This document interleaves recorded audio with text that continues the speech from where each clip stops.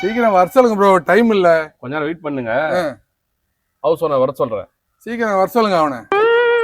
Bro நம்மளை பத்தி நல்ல மாதிரி காதல போட்டு போங்க ப்ரோ.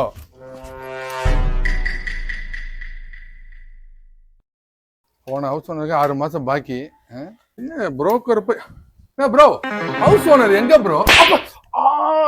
நான் தான்டா ஹவுஸ் ஓனர்.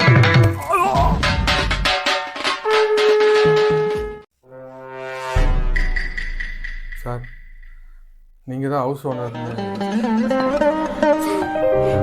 சார் உட்கார்றா. சார் பரவாயில்ல உட்கார்றா. சார் உங்க முன்னாடி சார். சார் ஏய் உட்கார்றா. சார் இல்ல சார் பரவாயில்ல சார். டேய் டெனன்ட் ஆக்ட் பத்தி எல்லாம் பேசுன, இப்படி ஆக்ட் பண்ற? நான் இதுதான் டெனன்ட் ஆக்டா?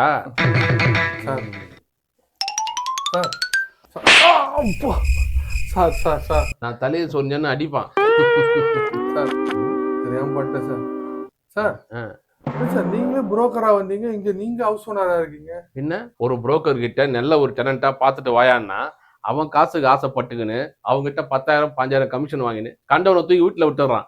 அதுக்கு தான் நாங்களே களத்துல இறங்கிடுறோம். நானே புரோக்கர், நானே ஹவுஸ் ஓனர். எதிர்பார்த்துக்க மாட்டேன் இந்த ட்விஸ்ட். நீ சார் இல்ல சார் சத்தியமா தெரியாது சார். அது எப்படி தனியா வருவீங்க, அதுக்கப்புறம் ஃபேமிலி தங்கச்சி அம்மா ஆயாவோட செட்டில் ஆயிடுவீங்க.